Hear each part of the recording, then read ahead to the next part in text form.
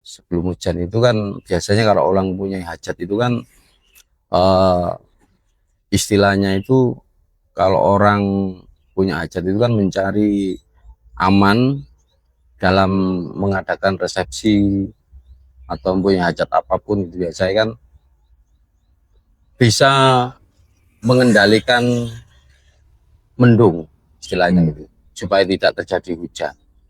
Secara spiritual itu memang bisa diciptakan. Begitu juga dengan menggunakan cara-cara supranatural. Namun demikian, semua itu tentu karena ridho Allah.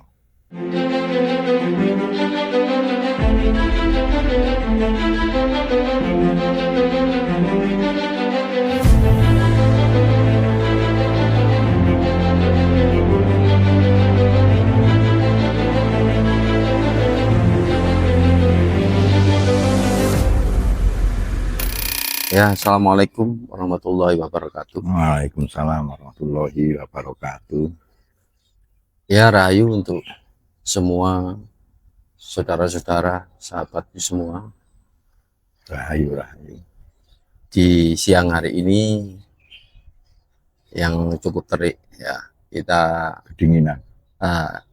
mencari tempat yang lumayan dingin view-nya. Alhamdulillah.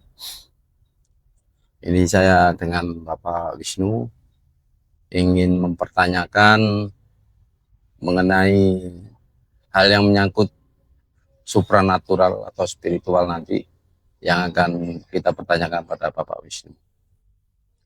Ya, Ya, rahayu Pak Wisnu. Rahayu, rahayu. Ini ada pertanyaan yang mungkin selama ini dalam masyarakat kita ini sering mendengar adanya atau melihat kejadian-kejadian suasana alam seperti terjadinya hujan atau mendung. Sebelum hujan itu kan biasanya kalau orang punya hajat itu kan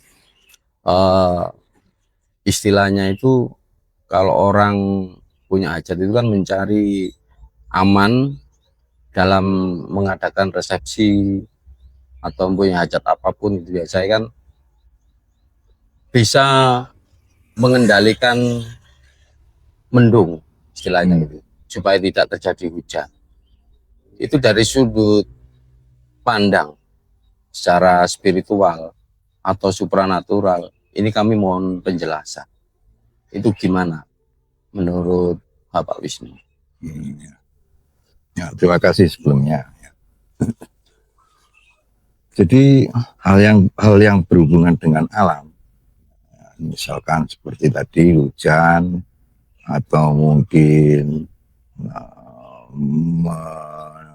mendatangkan udara dingin atau mungkin mencoba suasana menjadi lebih nyaman, sejuk, secara spiritual itu memang bisa diciptakan. Begitu juga dengan menggunakan cara-cara supranatural. Namun demikian, semua itu tentu karena ridho Allah.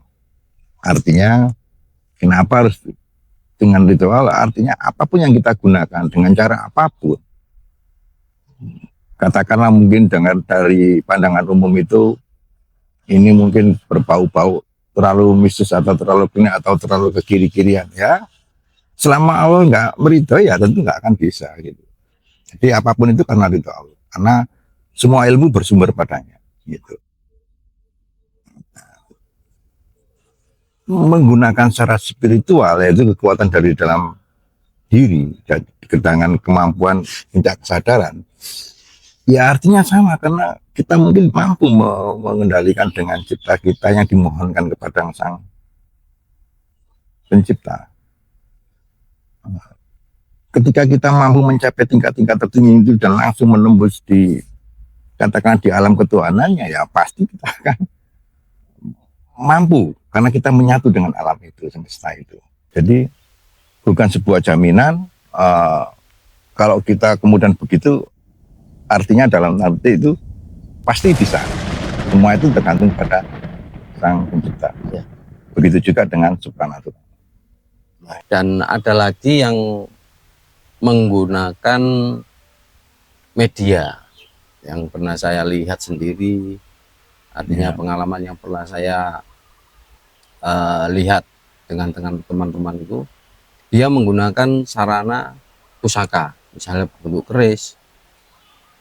Nah, ini permohonan ini dimintakan kepada benda atau media ini tadi dengan izin Tuhan atau kehendak dari si pemegang pusaka ini memohon kepada tayuh yang ada di pusaka ini, atau gimana ini?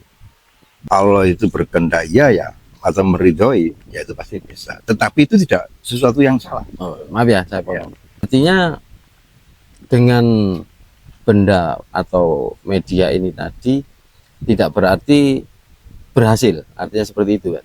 Iya, belum tentu berhasil. Belum tentu semua juga. Atas kehendaknya. Iya pasti itu. Cuma secara upaya bentuk usaha itu bisa dilakukan dengan cara apapun. Manusia itu tidak salah melakukan apapun dengan segenap kemampuannya.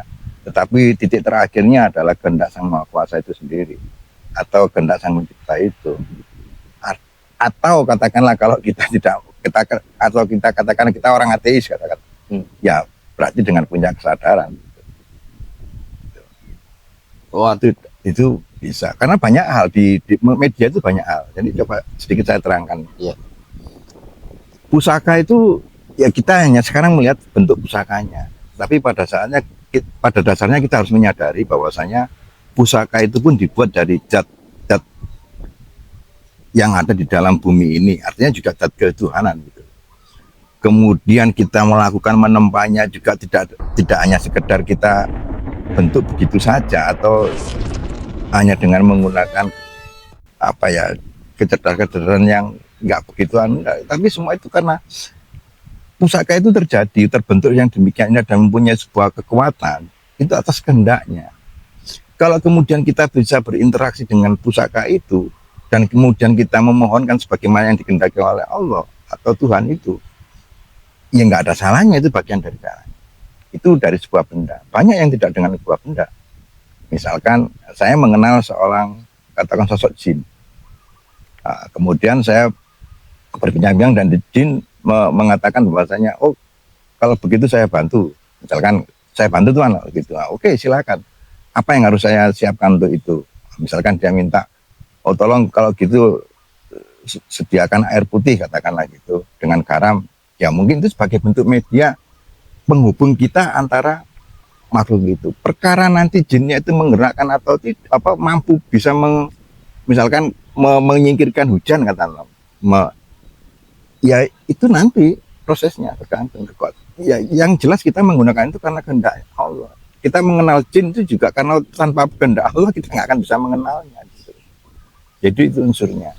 Jadi itu tadi penjelasan dari Bapak Wisnu mengenai sarana, mengenai supranatural atau spiritual yang sudah dijelaskan tentang bagaimana kita menyikapi tentang situasi dan kondisi yang banyak terjadi di masyarakat kita. Kalau orang punya hajat atau apapun itu, jika menggunakan sarana, prasarana atau apapun, intinya adalah semua adalah kuasa Allah. Tanpa kuasa Allah tidak akan pernah akan terjadi. Jadi itulah ulasan atau garis besar dari apa yang disampaikan oleh Pak Wisnu. Ya, saya kira begitu. Oke. Terima kasih.